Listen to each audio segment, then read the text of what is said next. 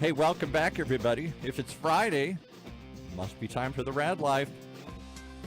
With our resident raconteur and storyteller having a continuing series of community conversations with local candidates, live from somewhere up in the mountains in his survival retreat, where he's retreated to this weekend, we have the one and only Rod Gantos. You know, Paul, if it's Friday, it must be the RAAD Life. If it's Thursday, it must be the RAAD Life. Every day it must be the RAAD Life. It must be the RAAD Life this week. So, yes, and I had to retreat because I couldn't deal with you one more day in person, so I had to basically get out of town. Weekend before the election, Rod goes up to the mountain retreat, the bunker up in the mountains here. He's got his survival gear on. He's ready to ride out the election here. Whatever happens, Rod Gantos is off the grid. Remind me never to tell you where I am. You wouldn't know it. You look like he's in the You studio. got the biggest mouth on the planet. Yeah. Like, why don't you just give him my address? It reminds me of like Tucker. Doesn't Tucker Carlson live like in a cabin or somewhere up in Maine, I think, or something here? And I don't know, but they built a Tucker studio. Probably keeps it on the down low, Paul. He doesn't tell everybody where it is.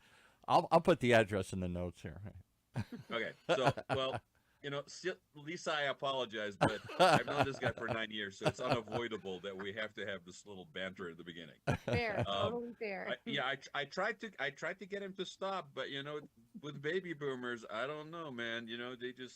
They won't stop. I'm Irish. I talk. All right. But thanks everybody for joining us one more time. And this actually will be a pretty busy day for us. We're going to have 3 candidates running for office across Orange County. And just to kind of let everybody know, on Monday, I'll probably be doing sort of a recap what I found out on my journey of interviewing people this election cycle, because every election cycle tends to be a little bit different. And we've had a whole bunch of people either running for re-election, like Lisa is here, or people that are the first time. They're dipping their toe in that pool. So yeah, exactly. That smile says everything, Lisa. So without further ado, I want to introduce Lisa Davis, who is currently on the board of trustees for Capistrano Unified School District, and actually is in my area. So, and she's running for re-election. So Lisa, thank you. I know you guys are crazy busy, with less than a handful of days left. So I appreciate you taking the time really to spend some time with me here. Absolutely. Thanks for having me on. How's it going? How is it going? It's going well. It's going well. Yeah. Yes, it's San Clemente, as you know, is the best community ever.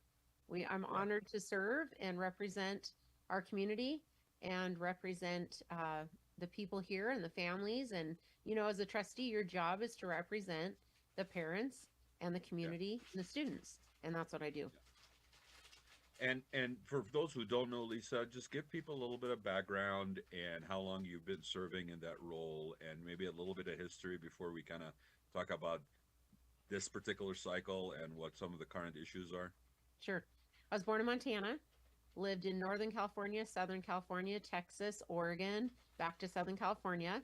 My husband and I have been married 34 years. He was a fireman in the Marines when we were first married, and we have 4 great kids, and 3 of our kids graduated from San Clemente High School, and our oldest graduated before we moved here. She wished she graduated here. It's a great place, and our schools are worth fighting for, and we know some of the things that have happened across our country over the last few years, especially, that we have to make sure that we're electing people with very watchful eyes that are aware of what's happening and are in tune with what the needs are. And my values seem to align well with the values of our community, and people have asked that I'd run again, and so I'm running to represent our community. How long have you been serving in I've been on the board for 4 years. I was elected in 2020 during arguably the craziest time in U.S. history as far as education goes, for sure, and some of the mandates that were placed upon students that we now know, and a lot of us knew at the time, were not any benefit for kids, not at all. And how has it been for you during the 4 years that you've been there?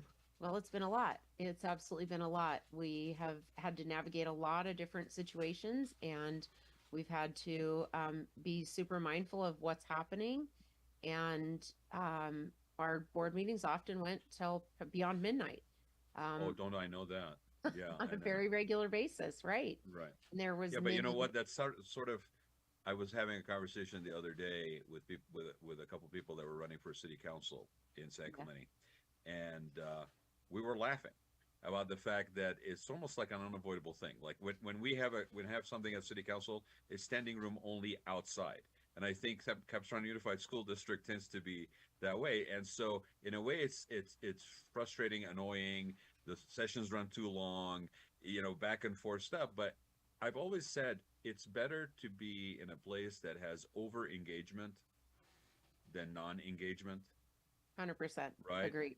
Right. And I think we're lucky to be in our community to have people that are like that, whether it's, we're talking about the railroad, or whether it's the toll road, or whether it's, it tends to be, I don't know. I mean, again, there was an old guard that was very involved in a lot of this stuff. We're having a generational change happen now, so we'll see how that all materializes. What were some of the things that, um, I'm sure there were things that caused you to run the first time, right? And how do you feel about those things now that you've been there for 4 years? Like, were those handled? You want to highlight some of that stuff? You want to share some of the sort of behind the scenes that you can share? Sure, absolutely. So I'm a teacher by trade. I master's in education, and like my upbringing, I also continued with a similar trajectory at where I attended college. I attended BYU in Provo, Utah. Then my husband and I got married, and I was going to go to UC Irvine, and he left after we were married 6 weeks, and he left for Desert Storm, the first Gulf War. Yeah, And so I moved back home to Altaloma and went to Chaffee Community College. And then yeah. I went to Claremont, or when I went, then I went to Cal State San Bernardino, and then I got my master's in education from Claremont Graduate School. And my So husband, you and I both went to Claremont. We both went to Claremont Graduate School. nice, nice, Yeah, very good. I went there in, I think it was 86, 87, and it was the Peter Drucker management Okay, I uh love it. program. Yes, Yeah, with Peter Drucker in that auditorium at the bottom on the ground floor, that's like sure. steep auditorium, right? Yeah, Yes, that's funny. Small world, right? It's very very small small world. world. Yeah. Yeah, very small world. Yeah, it's Yeah. great, a great group of schools there. It is a great group of schools. Yeah. It is. Yeah. I Yeah. mean, they kind of call it the Harvard on the Hill, right? It's Harvard on the Yeah, it West. really is. I mean, with all of that cloister of different colleges, it's a great experience. For anybody who has a chance to go to any of those summer colleges, it's definitely an enriching experience as a student. Absolutely. Yeah, Absolutely. sorry, I didn't mean to interrupt you, but No, it's you're like, wow, fine. what are the odds? Exactly. Exactly. My husband and I run a fire extinguisher business together. So we've done that for 29 years. And some of that when I was teaching as well. And Yeah. we have, like I said, 4 kids. And so what I've seen, some of the things that I've seen So on the board, you're used to putting out fires, literally and absolutely. figuratively, right? That's right. Okay. That's right. In fact, All right. when Brent was in the Marines, they had they convinced their leaders that they could bring all their wives, and we got to dress out and actually put out fires. I mean, the full gear. I mean, heavy, Very heavy, cool. heavy equipment. So yeah, we Yeah. can put out fires a while. Yeah. So I've noticed what I've noticed is we know parents care about their children, Yeah. and that's something that everyone agrees on. Everyone Right. agrees that we want what's best for children, and how we navigate and how we go about it is different ways. Everyone has a Sure. different way that they navigate that, right? And Right. as we've seen with AB 1955, in which our governor is taking away and trying to put responsibility more on teachers on certain things. AB 1955 that the governor passed into law in July, which in essence takes away rights of parents. And for those And who don't know what that is, Lisa, take a minute and just explain what that sure, outlines. so it forces teachers to have to lie to parents if a child is suffering from gender dysphoria, or is looking at their options on whether they're gay or trans, or any of that such, then teachers are not allowed to tell parents. And that is a trifecta of harm. That can harm a child, that can harm the teachers for having to lie, and that's harming parents for not being a part of a conversation. How would And the teacher know?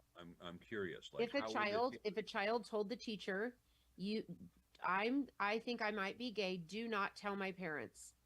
If a child said that to a teacher, then AB 1955 says that teacher cannot tell the parent. So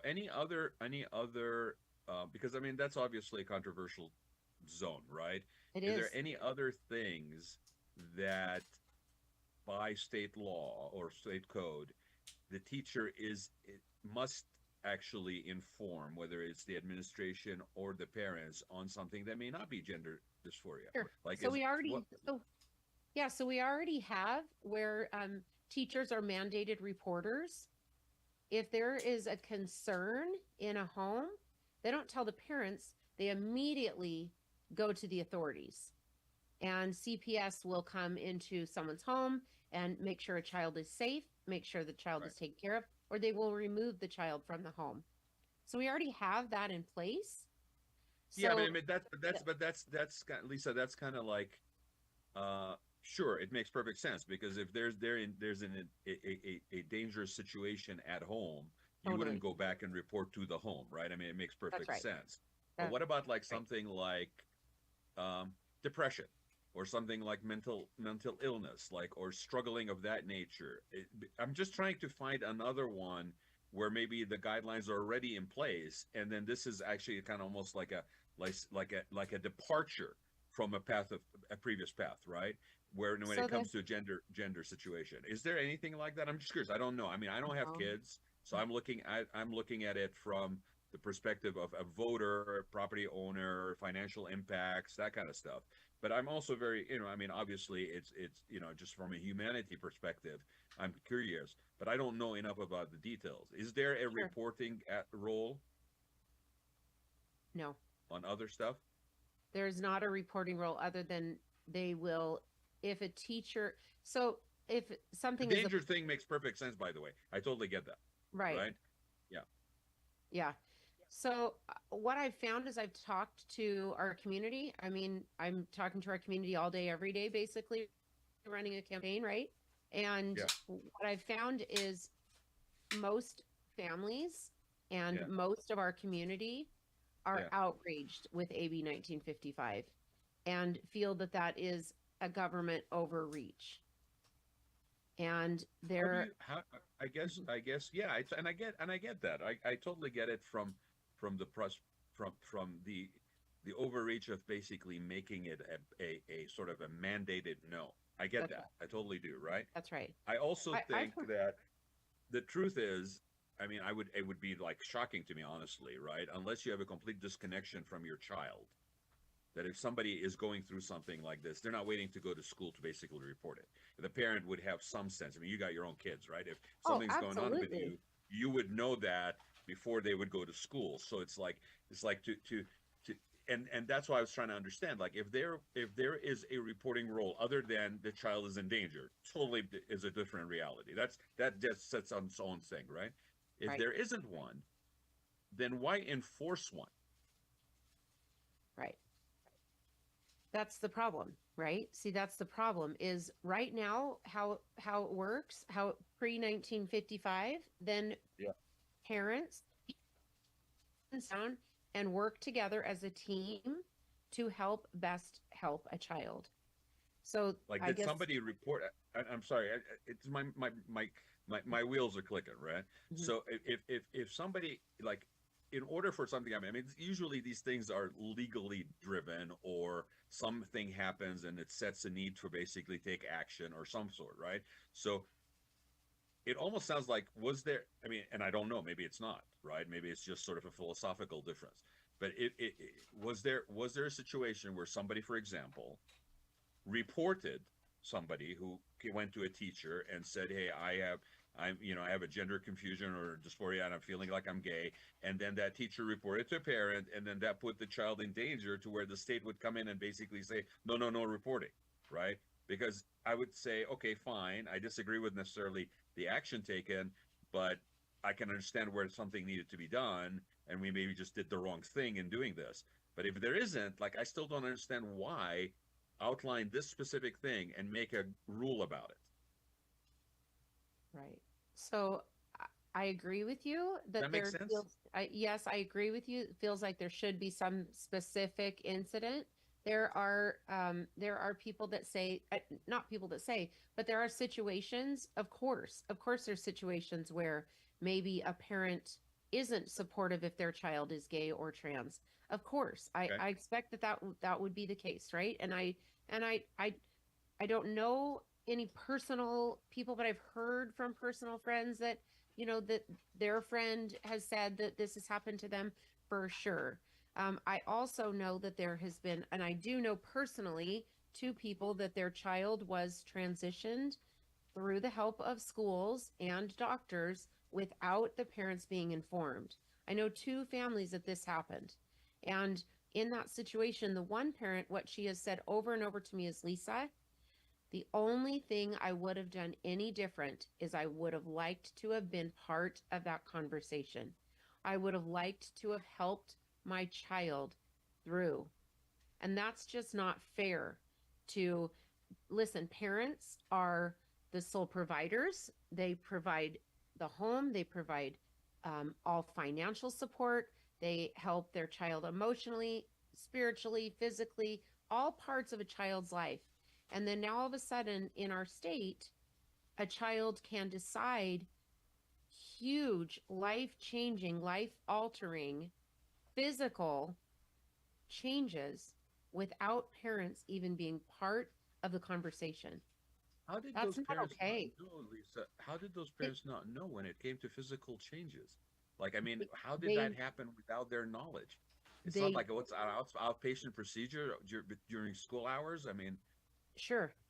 I understand what you're saying, but they were not, because as it started and yeah, as they were meeting behind closed doors, they were meeting with their child. okay, These things were taking place and they were being encouraged before they got to a place where then of course once you get to the physical changes, then a parent is aware. But if a child continues to just retreat, and you're trying to help them and they're not opening up, and someone else may be saying something that might not be in line with how you would better guide and give them some more outside counseling, right? So yeah, I know I don't, not in our district, and I'm not saying this is happening in our district. This is right. happening in other districts, and I'm not going to name the other districts, No, but it's fine. It's not really.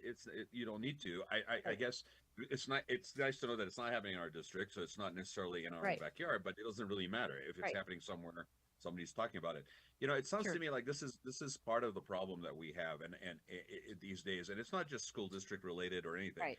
We have forgotten the ability to actually talk to one another, honestly, to That's find right. compromise and consensus. Right? It That's right. sounds to me like let's just change the conversation to a kid shows up to school with, I won't even say a firearm, Right. something that is concerning. Right. Let's just leave it at that, right? Sure. Whatever it is, firecrackers. I don't know, right? So, and it's not 4th of July, whatever, right? The Sure. point is, there was something that's concerning.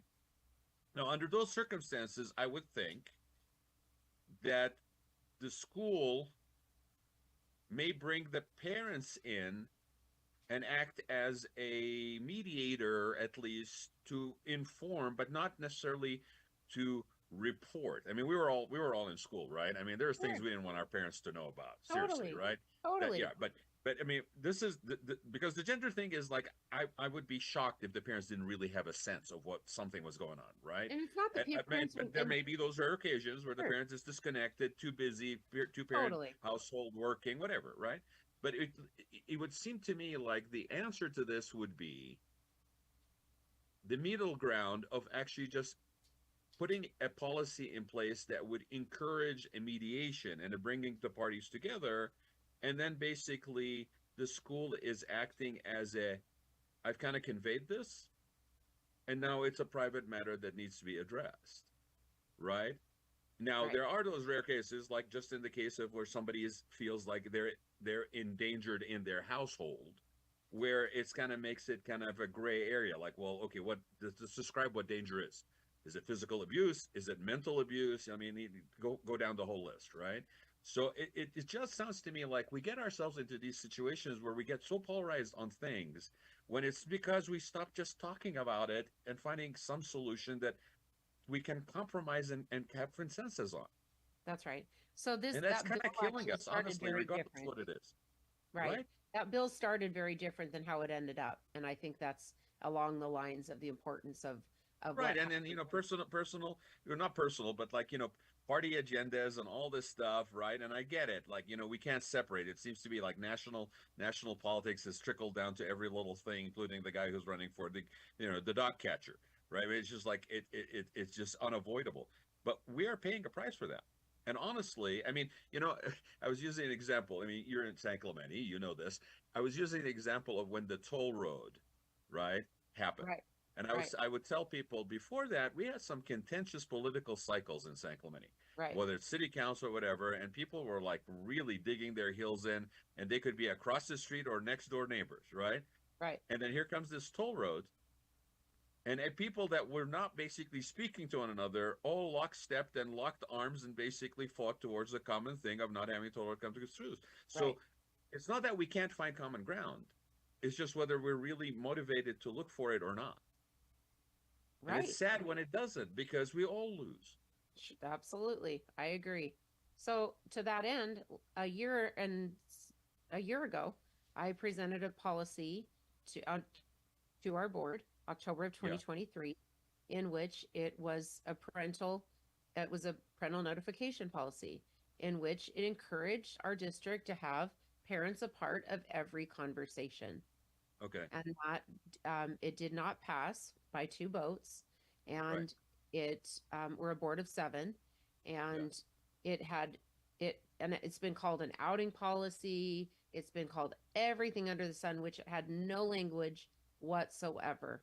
It was not knowing AB 1955 was coming down the pipe 8 months later. In essence, it Yeah. was to get in front of that, which I didn't know, but rather that we need to build bridges everywhere. We need to be back to, rather than blaming parents or blaming teachers or blaming the society or blaming everything every which way, and or blaming social media for what's happening Just getting today. old. It's really just getting old.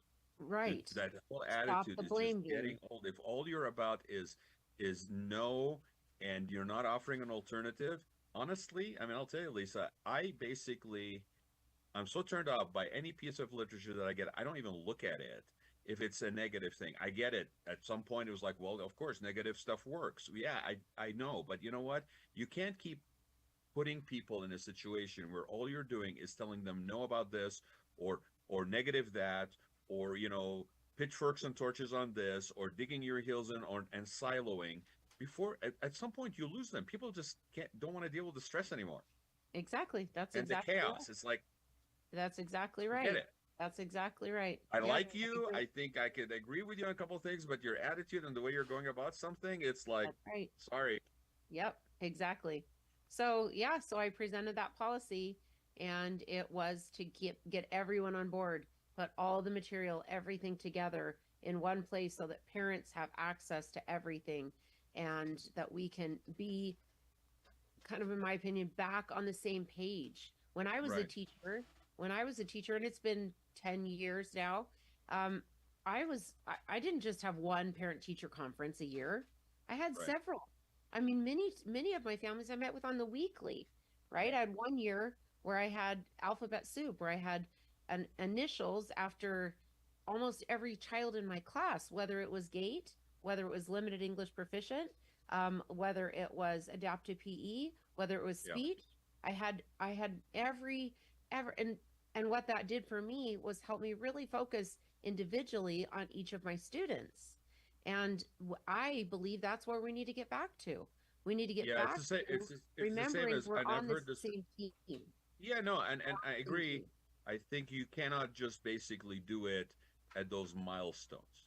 I think a Right. lot of people, a lot of things can fall through the cracks and not get the attention they need because you're just sort of, goal posting milestones. I'm going to check in on these points, but then what happens in the middle, right? And Right. and it just kind of changed subject for a minute. The feedback I've gotten from a lot of people that are running this cycle, especially in like in our case in San Clemente, where you now all of a sudden have a rollout of districts, right? You guys are districted in a way or areas in a way for, that's the way it's laid out. Right. The reaction I've gotten from everybody, regardless what side of they would say they lean, what they're running for, the reaction I've gotten when I've asked them, so you guys are out canvassing, you're knocking on doors, you're talking to people, what is the reaction? The one common thread has been that people that are answering the doors and they're talking to are all just like ecstatically happy that somebody is actually reaching out to them and communicating, connecting with them. And I would say, and I said, yeah, because and it's here's the thing.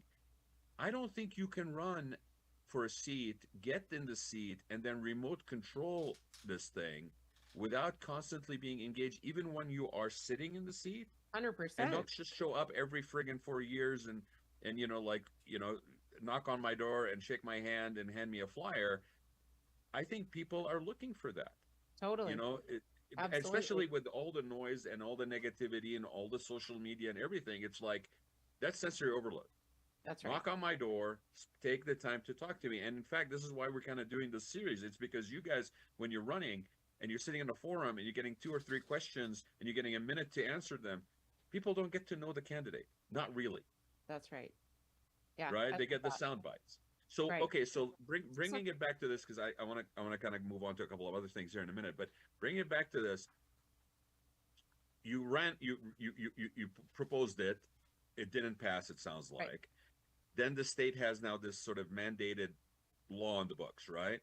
Or policy. If this was going to be basically challenged, what does that mean to the district? I mean, now are we going to go through like a legal battle with the state? Just sort of similar to when some of the cities have basically contested affordable housing or additional No, housing units. What's the approach? no, this is not going to cost our district any money. No, not a chance. Okay. Not a chance. But what but, This but will, but what do we do this about will it? Like be how do you, this will be handled by outside sources. It's, in my opinion, and in the opinion of a lot of experts, it's yeah. unconstitutional. This is Okay. unconstitutional. So It's it'll unconstitutional. be fought on a non-constitutional basis That's by a correct. third party. Okay, all And right. the court case down in San Diego last fall that won, Yeah. where the teachers they sued the district for forcing them to not tell parents anything, Okay. and And they won. how did that lawsuit go? It won. They won. You Those won. teachers won that they don't have to lie to parents. So Got it. it's not fair. It's not fair to ask a teacher to lie to parents. It's not. There's not one thing that's teachers don't sign up for that.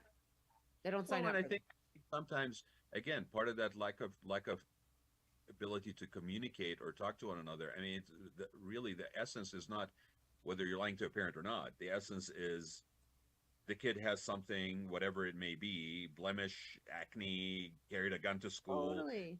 firecrackers, Totally. whatever, that we should all be kind of engaged in basically addressing.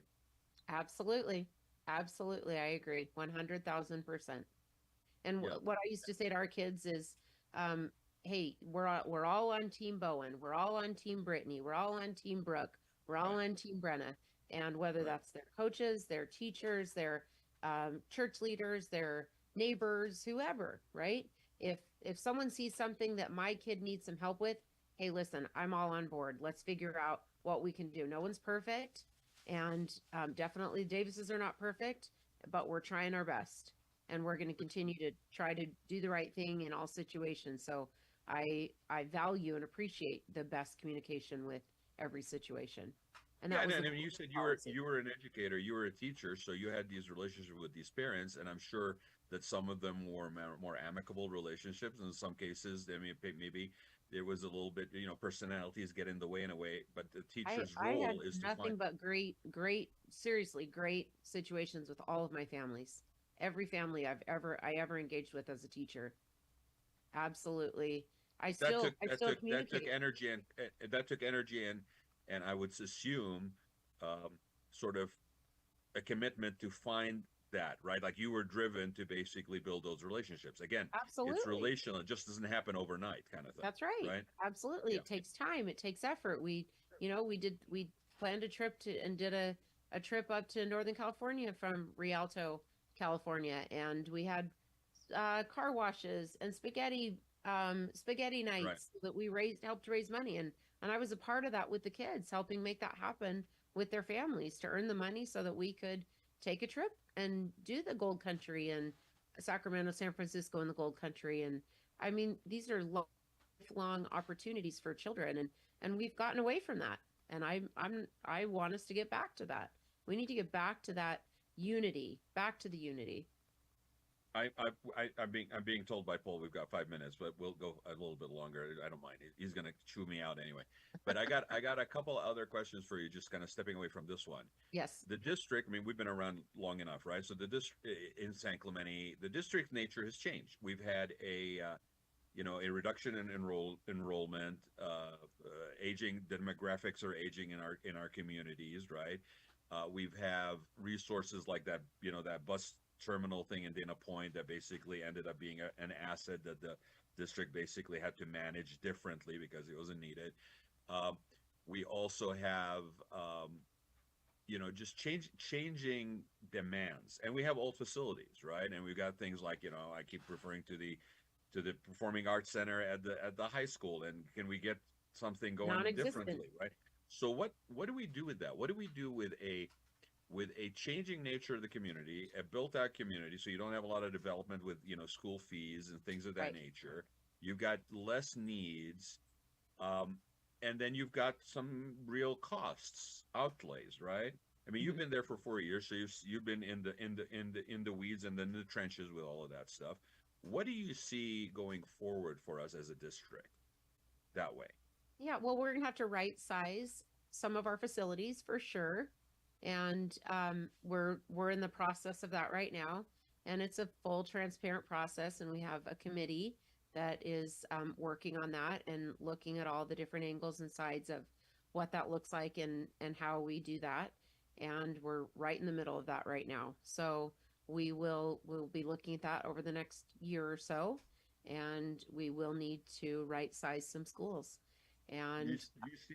Excuse me, Lisa. I'm like in the middle of trying to cough, but no problem. excuse me. So, do you see different demands put on like what we bring into the schools because of whether it's technology, whether it's resources that are needed? Do you see that also being part of what's coming ahead? I mean, I'm assuming it's an ongoing thing, but we seem to be kind of at an inflection point, really, when it comes Sure. to stuff like that. There's a formula in how schools are funded, right? And how money's allocated and restricted and unrestricted funds, and where we can use it, and what, it's very tight on anything that happens. And I think it's something around 86.7% of our total budget is for salaries. And so that leaves us a very small percentage to keep the air conditioning on, the heater on, Right. get any paint, get school supplies.